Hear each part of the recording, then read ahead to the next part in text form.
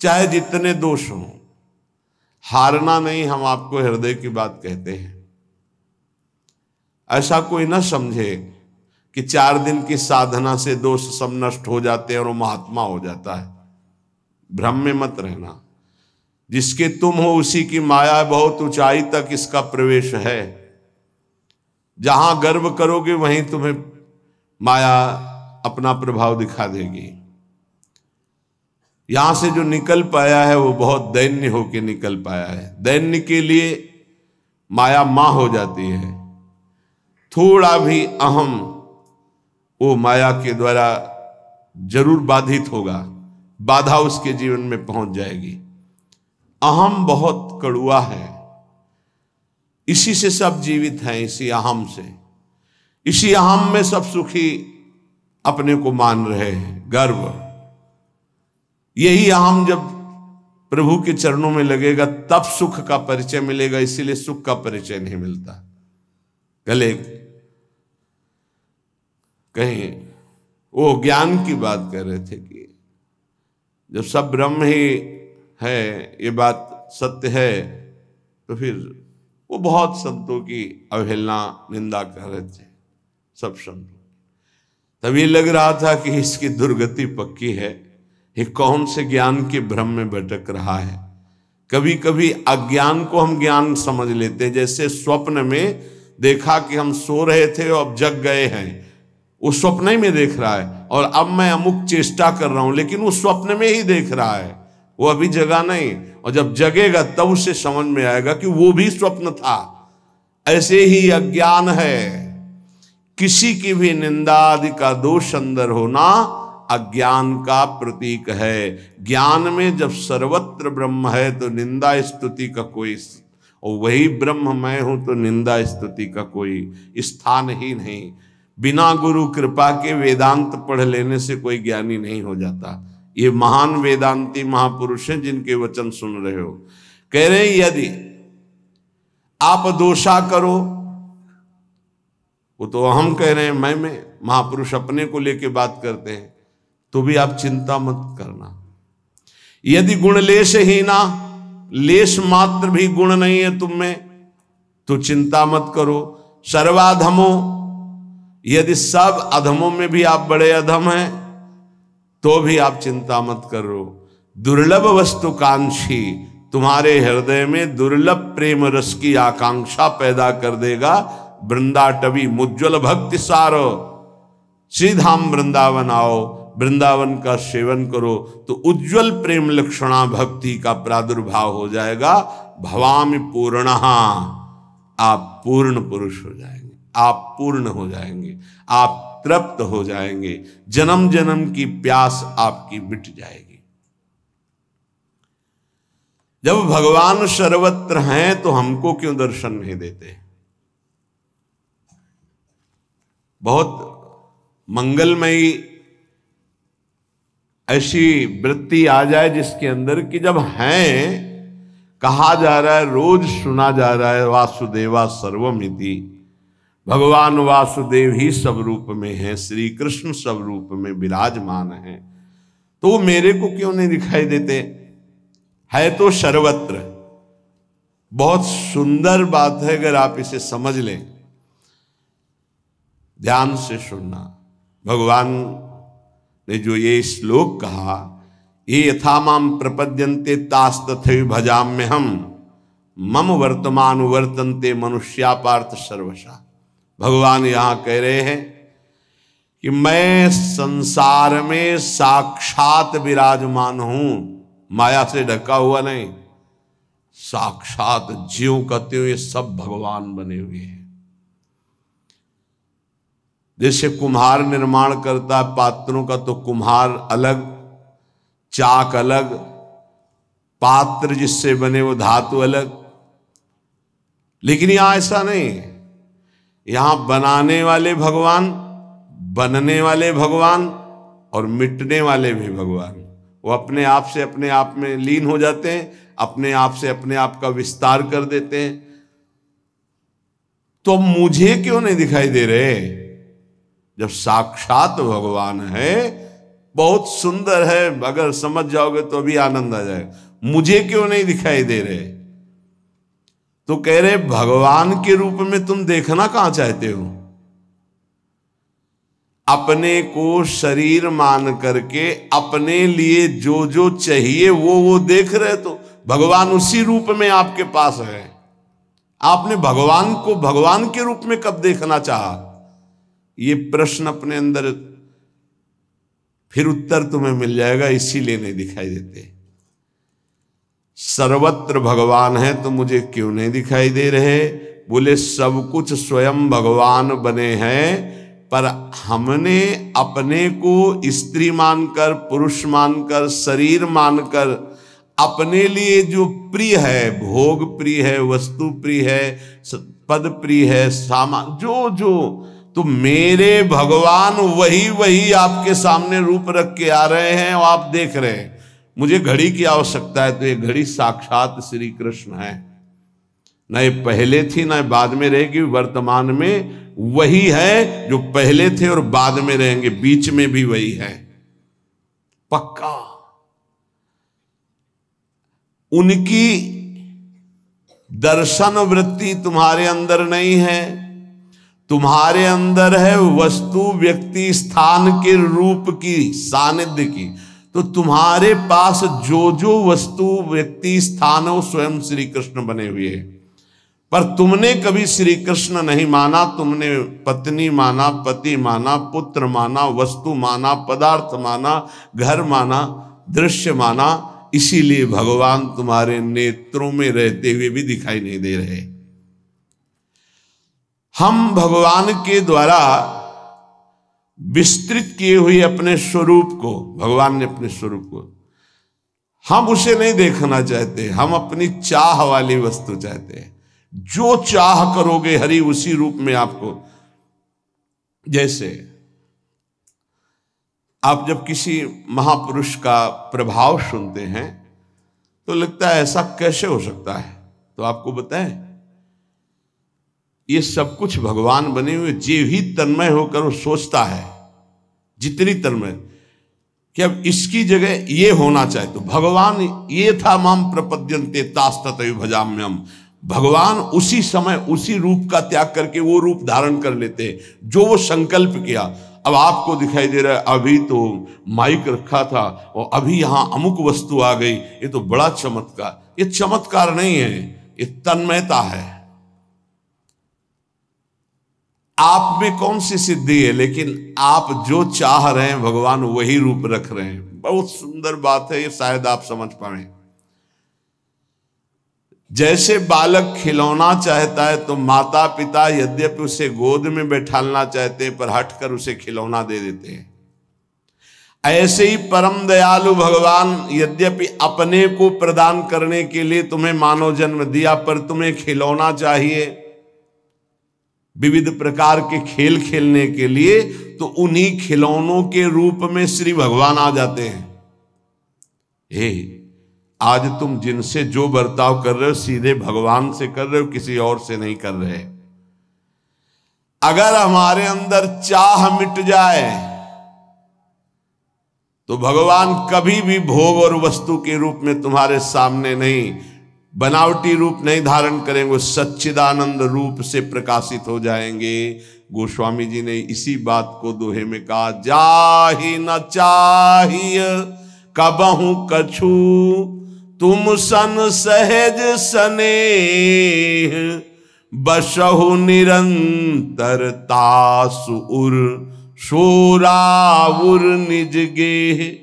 जिसे कभी कुछ नहीं चाहिए उसके हृदय में निरंतर भगवान का वास होता है, गुप्त रूप से नहीं, प्रकट रूप से। तो जिधर देखता है उसे जड़ चेतन जग जीव जत सकल राम मैं जानी।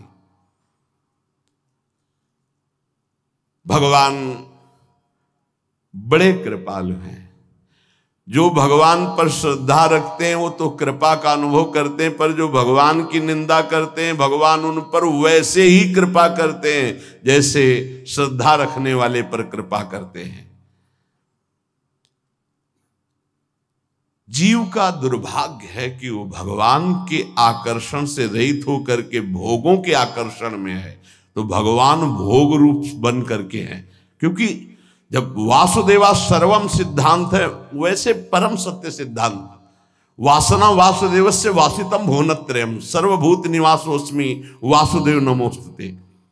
जीव का दुर्भाग्य है कि वो इच्छा कर रहा है, अगर इच्छा भोगों की त्याग दे तो अभी सब भगवान ही भगवान बने हुए ये अनुभव में आ जाए, सच्ची बात, और वो जीवन मुक्त हो जाए। भगवान में आकर्षण भगवत भाव से हो जाए तो यही भगवान बने हुए अनुभव में आ जाएगा। जब भगवान में आकर्षण भोग भाव से हो रहा है तो भगवान भोग रूप से आ रहे हैं, व्यक्ति रूप से आ रहे हैं, पदार्थ रूप से आ रहे हैं। राग द्वेष की वृत्ति तो भगवान में राग द्वेष की वृत्ति हम कर रहे हैं, ये भगवान ही है चराचर जगत। जब भक्त भगवान की तन्मयता में भूल जाता है सब कुछ, तो भगवान सब कुछ भूल करके वैसा ही प्यार उससे करते हैं। जैसे विदुरानी जी भगवान के आकर्षण में भूल गई, तो भगवान भी विदुरानी के प्रेम आकर्षण में भूल गए। विदुरानी जी छिलका खवा रहे हैं, भगवान छिलका पा रहे हैं। ये यथा माम प्रपद्यन्ते तास तथैव भजाम्य हम। आस्तिक से आस्तिक व्यक्ति पर जैसे भगवान स्नेह कृपा दुलार करते हैं, ऐसे नास्तिक से नास्तिक पर भी करते हैं। ऐसा नहीं है कि नास्तिक भस्म हो जाएगा, वो पृथ्वी में ही रहेगा, वायु उसको मिलेगी, आकाश उसको अवकाश देगा। ये सब भगवान की व्यवस्था, कितने कृपालु हैं। अगर जीव शरीराभिमानी ना होकर के भगवान के आकर्षण में आ जाए तो अभी उसको परमानंद की प्राप्ति हो जाए। ये जो सत्संग हो रहा है आकर्षण पैदा करता है भगवान की तरफ। जब भगवान ने बताया मुझे जिस भाव से स्वीकार किया जाता है मैं उसी भाव से उसके अनुभव में आता हूं, ये था माम प्रपद्यन्ते तास तथैव भजाम्यहम्। ध्यान रखना, आज आप पुत्र भाव, पत्नी भाव, संसार भाव, तो भगवान ये अनुभव करा रहे हैं संसार भाव। और अभी ये भाव अंदर से निकल जाए, भजन और सत्संग के प्रभाव से भगवत भाव आ जाए, तो तुम पत्नी में देखोगे मुस्कुराते हुए श्री कृष्ण, तुम पुत्र में देखोगे मुस्कुराते हुए श्री कृष्ण। जैसे नामदेव जी ने कुत्ते में देखा भगवान विट्ठल, भूत में देखा भगवान विट्ठल।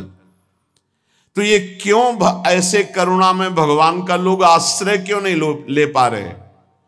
जब भगवान इतने कृपालु हैं कि नास्तिक से नास्तिक पर भी कृपा करते हैं, तो लोग भगवान का भजन क्यों नहीं करते?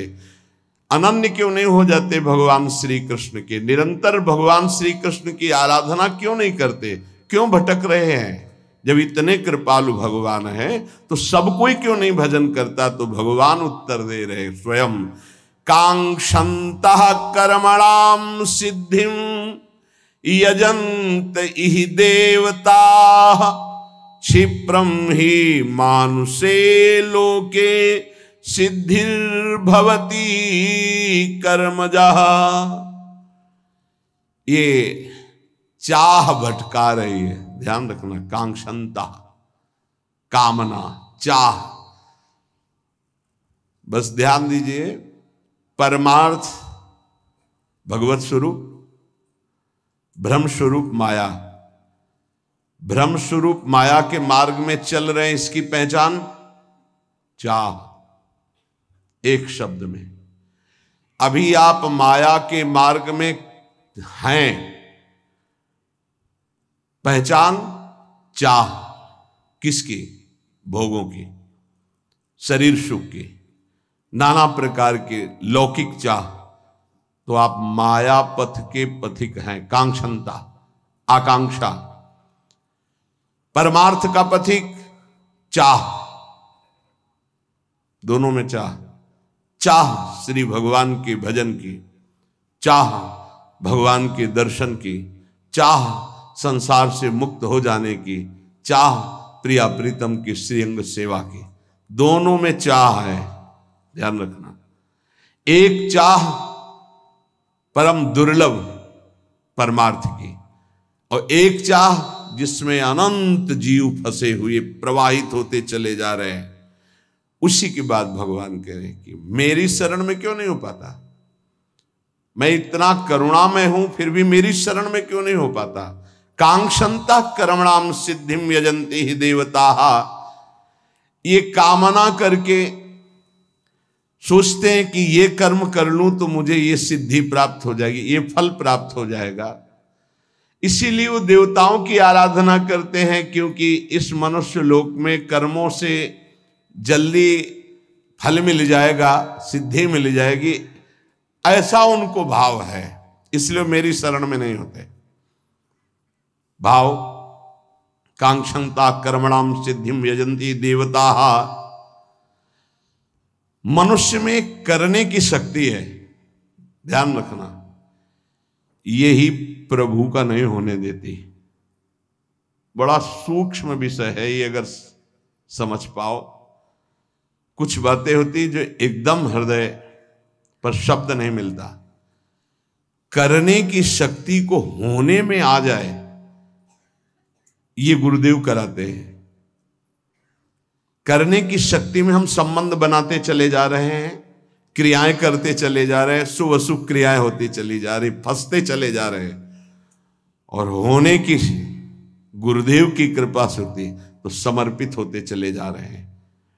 ये जो करने की शक्ति है, इसमें नवीन कर्म हो रहे हैं, और मनुष्य के अंतःकरण में दृढ़ बात बैठ गई है कि मैं ये करूंगा तो ये फल मिल जाएगा, ये करूंगा तो ये फल मिल जाएगा।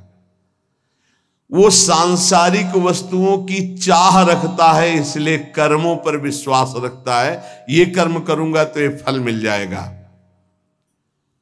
अगर कहीं भगवान की भी बात आती है प्राप्ति की, तो उसको भी यही बात आती है कि जैसे कर्मों से हर फल मिल जाता है, ऐसे कर्मों से भगवान भी मिल जाते हैं।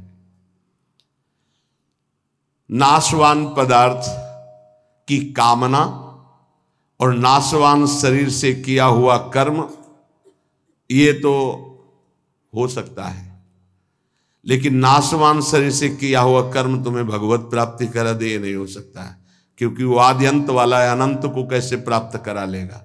बहुत ध्यान देने की बात है। एक देशीय शरीर, परिवर्तनशील शरीर और सीमित कर्म अभी प्रारंभ हुआ, कुछ समय नष्ट हो जाता है। भगवान कर्मजन्य नहीं है कि हम कर्म करके भगवान को प्राप्त कर लेंगे। भगवान अपरिवर्तनशील, नित्य, परिपूर्ण, इसलिए भगवत प्राप्ति में कर्म करते करते जब हार जाता है और प्रभु का हो जाता है तो भगवत प्राप्ति हो जाती है। अब कितने जन्म व्यतीत हो गए, अभी तक हारे नहीं। अरे अब हाथ उठाकर कहो मैं हार गया गोविंद, अब स्वीकार कर लो। पर ये देहाभिमानी हारता नहीं, बस यही समस्या है। भगवान करे यजंती ही देवता, अपनी कामनाओं की पूर्ति के लिए वो देवताओं का यजन करते, मेरी शरण में नहीं आ पाते। भगवान सरलता से समझ लीजिए पिता के समान है, देवता दुकानदार है। जैसे दुकानदार के पास वस्तु लेने जाओ, जरा हमको ये मीठा देना, कितना कितना दे, बोले भूख लगी भरपेट पवा दो। हाँ तो कितना पाओगे, लगभग 1 किलो पाएंगे, तो 500 रुपया निकालो। नहीं रुपया तो नहीं, चल बाहर, ठीक है। पिता के पास गए, भूख लगी है, ये पवा दो, तो वहां ये नहीं पूछेगा कि पैसा निकालो, क्योंकि बेटा है। ऐसे इसीलिए हम कभी कभी विनोद में कहा कि बड़े ही बच्चे हो तुम, भगवान के पास जाके तो 11,000 का भोग लगा दे कि हमारा काम कर दो। अरे ऐसा कैसे तुम सोचते हो। भगवान के चरणों में महालक्ष्मी उनके श्री चरणों को सहलाते हुए हृदय से लगाते रहते हैं। उन प्रभु को तुम कुछ चंद रुपए दे करके, घूस देकर काम कराना चाहते हो। अरे अपने पिता, अपने स्वामी, यदि मांग ही आई है तो सीधे मांगो ना। जैसे बालक अपने पिता से हट करके मांगता है, उसको उचित लगेगा दे देता है, नहीं झिड़क देता है, नहीं देंगे। तुम्हारे गंदे विचार हैं, तुम्हें पैसा देंगे, गंदगी में खर्चा कर दोगे, नहीं देंगे। भगवान पिता है, देवता दुकानदार है। पिता से अधिकार पूर्वक मांगा जाता है और दुकान में पैसे दे के लिया जाता है।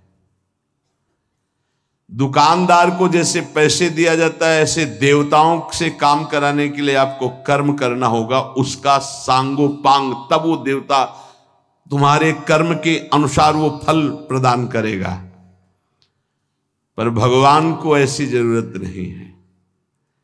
भगवान को केवल अपनापन मानने की जरूरत है, प्रभु मेरे, बस इतनी बात है।